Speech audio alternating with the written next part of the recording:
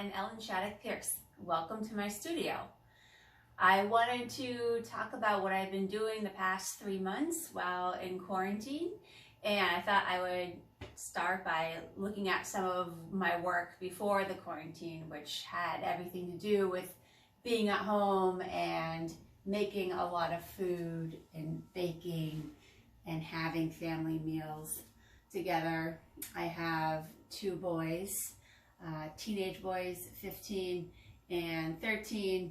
So this time at home has been a lot of tender moments and a lot of kind of frustration while we try to manage all of the mess and endless laundry. So prior to the quarantine, all my imagery about sort of the overwhelming chores of domestic life were colorful and kind of playful and whimsical, and I had a sense of humor about it. As the quarantine wore on, I kind of lost my sense of humor and energy for it. So when I had time to work here in my studio, I didn't feel like going back to this type of humorous outlook to life. So I went back to something that's very familiar to me, and just carving linoleum, but just using one color. So just using black and white. So come along and see what I've been working on the past 3 months.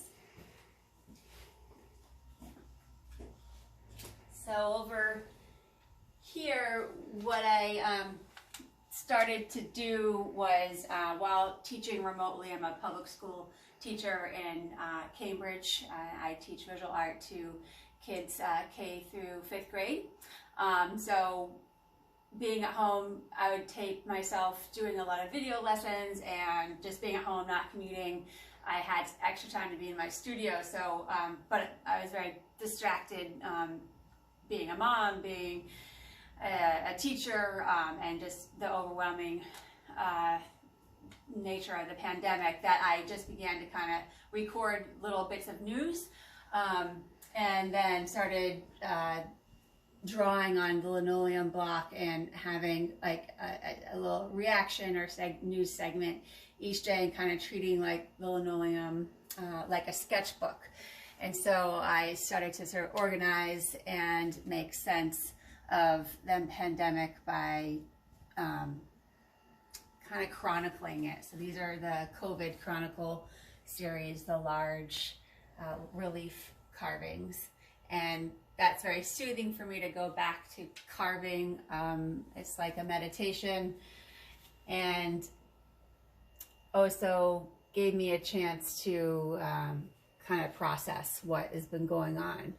I also did these smaller monotypes, again, just in black and white, sort of capturing the mood and the doom and gloom of what's happening to our world, and using just a simple paper doily to kind of cut up and narrate kind of what my life was like every time I went outside to go food shopping or ride my bike or garden or dress, or all that sort of dance with death that I was doing, just doing simple activities in and around my neighborhood.